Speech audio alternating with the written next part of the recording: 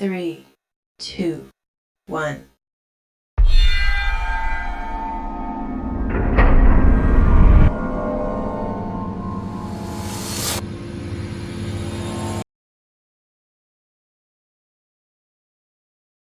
Our next topic in this chapter is authority, responsibility, discipline and unity of command.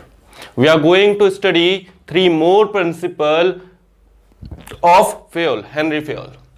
Authority and responsibility second principle है. यहां पे अपन पहले मतलब पढ़ लेते हैं. अथॉरिटी का मतलब क्या होता है और रिस्पॉन्सिबिलिटी का मतलब क्या होता है. अथॉरिटी का मतलब होता है पावर टू टेक डिसीजन. ठीक है, अथॉरिटी का मतलब हाँ मेरे पास पावर है ये डिसीजन लेने की. ठीक है, और responsibility means complete assigned job on time. मतलब हाँ मैं अपनी ये जॉब को प्रॉपर टाइम पे कंप्लीट करके सबमिट करूंगा, उसको बोलते हैं रेस्पॉन्सिबिलिटी. है ना, अथॉरिटी हो गया पावर, रेस्पॉन्सिबिलिटी हो गया ऑब्लिगेशन, जिम्मेदारी. ठीक है, there must be a balance between both. ठीक है, इन दोनों के बीच में क्या होना चाहिए. फियोल ने इस प्रिंसिपल के द्वारा क्या समझाया है कि इन दोनों के बीच में बैलेंस होना चाहिए. अथॉरिटी हमेशा बराबर होना चाहिए रेस्पॉन्सिबिलिटी के साथ. मतलब तुम्हारे हाथ में जितनी पावर है उतनी तुम्हारे पास रेस्पॉन्सिबिलिटी होना चाहिए, नहीं तो फिर क्या होगा देखते हैं. Authority should be equal to responsibility.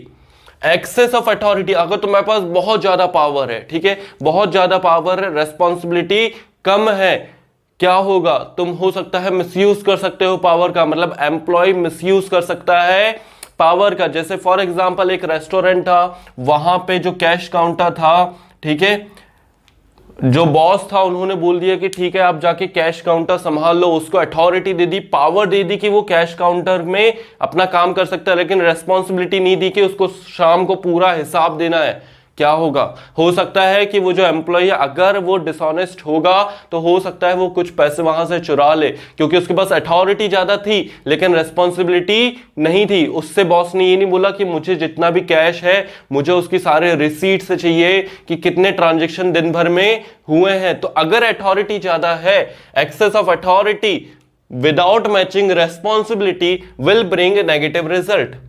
ठीक है, and excess of responsibility will not allow employee to complete his job on time. ठीक है, तो अगर अथॉरिटी ज्यादा है रेस्पॉन्सिबिलिटी कम है तो मिसयूज हो सकता है, और अगर रेस्पॉन्सिबिलिटी बहुत ज्यादा है, बहुत ज्यादा जिम्मेदारी है लेकिन पावर है ही नहीं तो भी मिसयूज हो सकता है. आओ एक एग्जांपल देखते हैं. If a person is given responsibility of producing 100 unit, उसको बोला है कि बेटा तुझे 100 यूनिट बनाना है without authority of purchasing raw material. ठीक है, लेकिन उसको ये नहीं बोला कि तुम जाके रॉ मटेरियल गोडाउन से ला सकते हो और रॉ मटेरियल खरीद के ला सकते हो. ये उसको अथॉरिटी नहीं दी. रेस्पॉन्सिबिलिटी दे दी कि बेटा बनाना है लेकिन अथॉरिटी नहीं दी. इस केस में होगा क्या, then in absence of raw material, अगर उस वक्त वहां पर रॉ मटेरियल नहीं हुआ क्योंकि उसके पास पावर नहीं है कि वो रॉ मटेरियल खरीद के ला सकता है, इस केस में वो उसके पास रॉ मटेरियल नहीं है, वो प्रोड्यूस ही नहीं कर पाएगा. ठीक है, he will not be able to complete his job on time due to absence of the principle authority and responsibility. ठीक है, तो यहां पर अथॉरिटी एंड रेस्पॉन्सिबिलिटी प्रिंसिपल क्या था, एब्सेंस था, जिसकी वजह से वहां पे वो एम्प्लॉय 100 यूनिट प्रोड्यूस नहीं कर पाया. उसके पास रेस्पॉन्सिबिलिटी बहुत ज्यादा थी, अथॉरिटी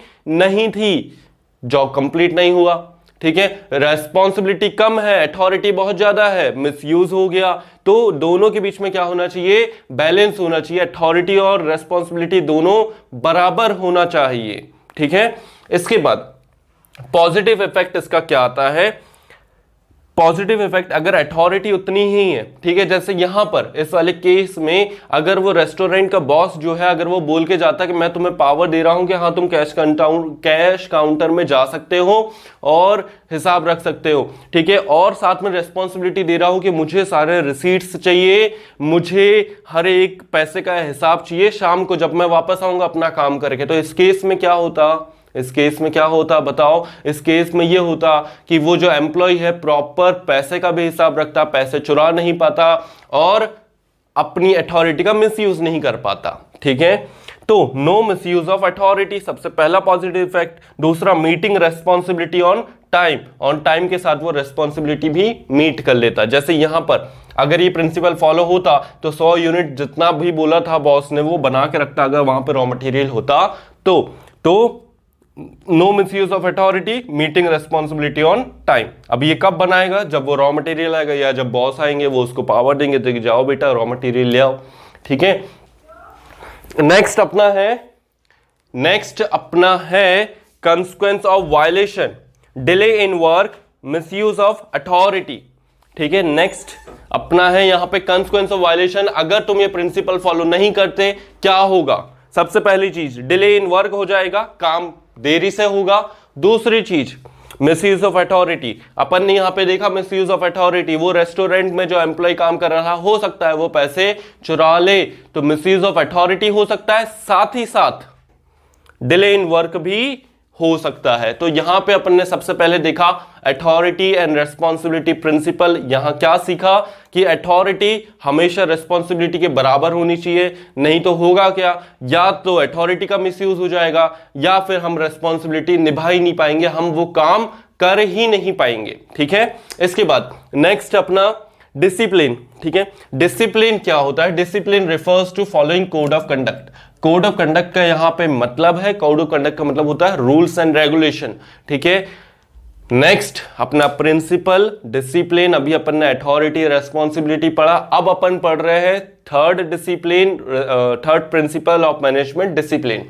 डिसिप्लिन मतलब क्या होता है? फॉलोइंग कोड ऑफ कंडक्ट, हमें कोड ऑफ कंडक्ट को फॉलो करना है, रूल्स एंड रेगुलेशन को फॉलो करना है।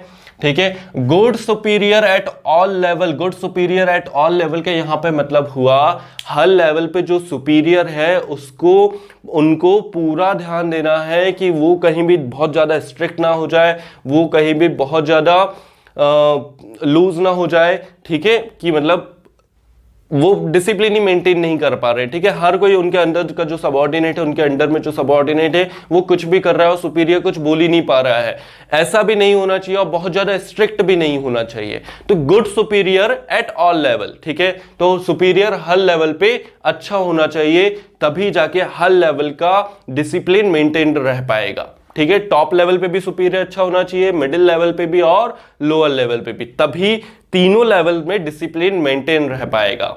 ठीक है, पहली बात तो सुपीरियर को ही डिसिप्लिन में रहना चाहिए। ठीक है, गुड सुपीरियर मतलब पहली बात तो सुपीरियर को ही डिसिप्लिन में रहना चाहिए। अगर सुपीरियर डिसिप्लिन में नहीं है इसका मतलब क्या है कि वहां के सबऑर्डिनेट भी डिसिप्लिन नहीं रहेंगे। फॉर एग्जांपल एक रूल है वहां पे कि नो सिगरेट। ठीक है, मतलब सिगरेट नहीं पीना है फैक्ट्री के अंदर। अब वहां पर जो सुपीरियर था, सुपरिटेंडेंट था, वो खुद ही सिगरेट पी रहा है। एम्प्लॉय क्या करेंगे बेचारे, वर्कर क्या करेंगे? हो सकता है वो भी पीने लग जाए।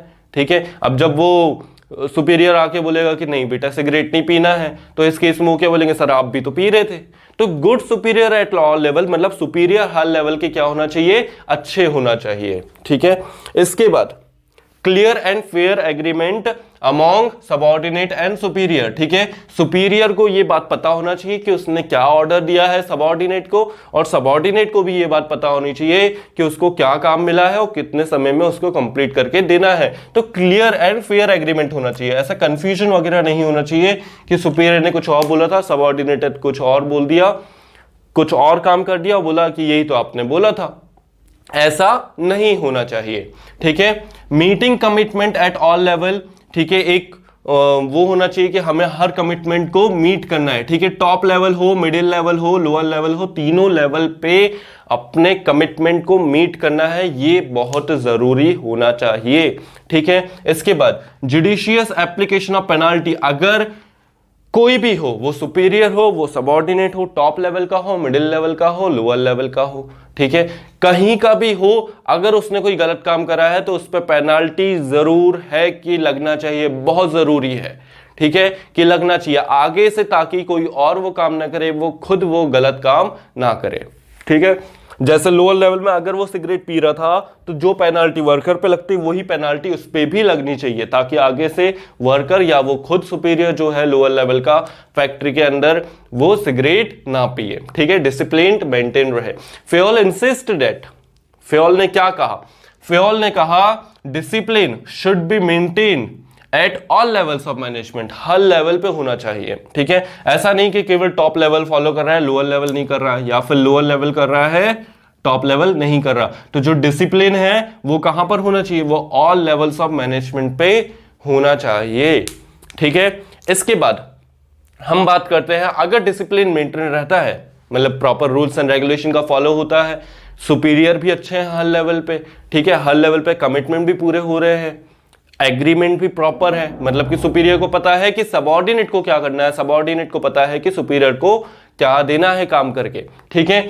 मीटिंग कमिटमेंट सब कुछ सही हो रहा है, अगर कोई गलत काम कर रहा है तो पेनल्टी भी लग रही है, ठीक है। अगर ये सब चीजें हो रही है तो इसका पॉजिटिव इफेक्ट क्या आएगा, इसका क्या फायदा अपन को मिलेगा, सिस्टमेटिक वर्किंग इन फर्म, ठीक है, क्या हो जाएगा, सिस्टमेटिक वर्किंग इन फर्म, ठीक है, प्रॉपर सिस्टमेटिक चलेगा हर कुछ, मतलब सब कुछ सही रहेगा सिस्टमेटिक, ठीक है। इंप्रूव एफिशिएंसी, एफिशिएंसी भी बढ़ेगी क्योंकि वेस्ट नहीं होगा रिसोर्सेस, डिसिप्लिन वे में है, मतलब सबको रूल्स एंड रेगुलेशन पता है, सबको अपना काम पता है कि क्या करना है, कभी ओवरलैप ऑफ वर्क नहीं होगा कि इसका काम इसने कर दिया उसका काम किसी और ने कर दिया, ऐसा भी नहीं होगा, ठीक है, क्योंकि क्लियर एंड फेयर एग्रीमेंट रहेगा बिटवीन सुपीरियर एंड सबऑर्डिनेट, ठीक है। और अगर डिसिप्लिन नहीं रहा, सपोज सुपीरियर ने एक ही काम 4 लोगों से करवा दिया, तो ओवरलैप ऑफ वर्क हो जाएगा, वेस्टेज ऑफ रिसोर्स हो जाएगा। लेकिन अगर डिसिप्लिन मेंटेन्ड है तो ओवरलैप ऑफ वर्क नहीं होगा, रिसोर्सेज वेस्ट नहीं होंगे, ठीक है। कंसिक्वेंस ऑफ वायलेशन, अगर ये प्रिंसिपल, अगर डिसिप्लिन फॉलो नहीं होता है, ठीक है, अगर डिसिप्लिन फॉलो नहीं होता है ऑर्गेनाइजेशन के अंदर, तो क्या होगा देखते हैं। तो क्या होगा, डिसऑर्डर, कंफ्यूजन, चाउस, ठीक है, क्या रहेगा, डिसऑर्डर रहेगा, डिसऑर्डर मतलब कि कोई भी चीज ऑर्डर में नहीं जमी रहेगी, ठीक है, मतलब कोई भी इंसान कहीं भी बैठा हुआ है, किसी भी केबिन में बैठा हुआ है, कोई प्लेस नहीं है, कोई भी सामान कहीं भी पड़ा हुआ है, डिसऑर्डर रहेगा। कंफ्यूजन रहेगा, पता ही नहीं रहेगा किसको क्या काम करना है, कंफ्यूजन, चाउस रहेंगे। वेस्टेज ऑफ रिसोर्सेज होंगे, एक ही काम हो सकता है 4-5 लोग कर रहे हो, ठीक है, वेस्टेज ऑफ रिसोर्सेज हो जाएगा। Delay in work due to absence of rules and regulation, कोई किसी भी टाइम पर आ रहा है, किसी भी टाइम पर जा रहा है, काम ढंग से नहीं कर रहा है, सुपीरियर को नहीं पता कि सबऑर्डिनेट को कितना काम देना है, सबऑर्डिनेट को नहीं पता कि सुपीरियर को हमें कम सबमिट करना है, तो इससे होगा क्या, डिले इन वर्क होगा, इससे होगा क्या, डिले इन वर्क होगा, कोई भी कभी भी कुछ भी काम कर रहा है, करता रहेगा, ठीक है। तो यहां पे सेकंड प्रिंसिपल खत्म हुआ, कौन सा, डिसिप्लिन, ठीक है। अब थर्ड प्रिंसिपल स्टार्ट करते हैं, unity of command. Unity of command principle क्या कहता है, ध्यान से समझना, unity of command fourth principle अपन स्टार्ट करने जा रहे हैं, फ्यूल प्रिंसिपल ऑफ मैनेजमेंट का fourth principle, unity of command क्या कहता है। According to this principle an employee should receive order from only from one superior, ठीक है, बहुत सही बात कही है फ्यूल जी ने कि जो सुपीरियर है, ठीक है, मतलब कि जो जूनियर है, ठीक है, जो सबऑर्डिनेट है, सबऑर्डिनेट को एक ही सुपीरियर से ऑर्डर मिलना चाहिए, ठीक है, सुपीरियर को, सॉरी, सबऑर्डिनेट को एक ही सुपीरियर से ऑर्डर मिलना चाहिए, नहीं तो होगा क्या, सपोज फॉर एग्जांपल तुम कंपनी में काम करने गए और तुम कंपनी में काम कर रहे हो, ठीक है, और तुम्हारा बॉस, एक बॉस है, उन्होंने बोला बेटा जाओ ये फाइल कंप्लीट करके लाओ, एक बॉस ये भी है, उन्होंने बोला जाओ ये भी फाइल कंप्लीट करके लाओ, किसकी फाइल पहले कंप्लीट करोगे, कंफ्यूजन आ गया ना, कंफ्यूजन आ गया कि इसकी करो कि इसकी करो, अगर मैं इसकी करता हूं तो ये जो बॉस है उनमें ईगो आ जाएगा, ईगो क्लैश हो जाएगा, अरे मेरा काम नहीं करा, और अगर मैं इनकी करता हूं तो इनके बॉस, इनके मन में कंफ्यूजन आ जाएगा कि भाई देखो उसका काम पहले कर दिया, मेरा काम नहीं करा, तो ये जो ईगो क्लैश है ये बहुत ज्यादा दिक्कत हो जाती है, ठीक है। तो according to this principle an employee should receive order only from one superior and should be accountable to one superior only because if he is receiving, अगर एम्प्लॉय रिसीव कर रहा है order from more than one boss, एक से ज्यादा boss से, होगा क्या, then he will get confused, वो हो जाएगा कंफ्यूज्ड, ठीक है, कंफ्यूज हो जाएगा and will not be able to understand whose work must be executed first. For example तुम गए स्कूल में, अकाउंटेंसी के टीचर ने भी बोला कि कल मुझे ये कंप्लीट चाहिए, बिजनेस के टीचर ने भी बोला मुझे भी कंप्लीट चाहिए, और बिजनेस स्टडीज, इकोनॉमिक, अकाउंटेंसी, तीनों टीचर ने बोला मुझे कंप्लीट चाहिए, ठीक है। अब ये तीनों हो गए बॉस या सुपीरियर, तुम हो गए सबऑर्डिनेट। अब मैं किसका काम पहले कंप्लीट करूं? ठीक है, अगर मैंने अकाउंटेंसी और बिजनेस का कर दिया तो इको की मैम गुस्सा सी हो जाएंगी। ठीक है, वो क्या बोलेंगे कि हाँ उन दोनों का कर दिया, मेरा नहीं करा। ठीक है, तो ये जो चीजें हैं ये चीजें नहीं होनी चाहिए, ईगो क्लैश नहीं होना चाहिए। ठीक है, positive effect, no confusion in employees mind. ठीक है, इसका पॉजिटिव इफेक्ट क्या आएगा कि एम्प्लॉय को पता है, एम्प्लॉय को पता है कि उसको किसका काम पहले करना है, वो प्रॉपर कंप्लीट करके दे देगा। ठीक है, एम्प्लॉय को पता है कि किसका काम पहले करना है, नो ईगो क्लैश, क्योंकि एक एम्प्लॉय एक ही बॉस का काम कंप्लीट कर रहा है तो प्रॉपरली वो सबमिट कर देगा, उसको ईगो क्लैश नहीं आएगा कोई भी बॉस के मन में। इंप्रूव इफेक्टिवनेस, इफेक्टिवनेस मतलब अपन को पता है कि टाइम पे काम कंप्लीट हो जाएगा।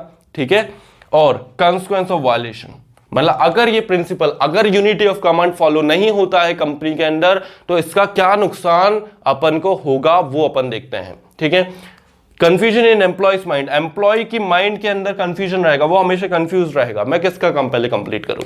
ठीक है, बॉस 1 का, बॉस 2 का, बॉस 3 का। ठीक है, नो ईगो क्लैश रहेगा बिटवीन सुपीरियर आपस में ईगो में रहेंगे कि सबऑर्डिनेट मेरा काम पहले कंप्लीट करते हैं, उसका काम बाद में कंप्लीट करते हैं।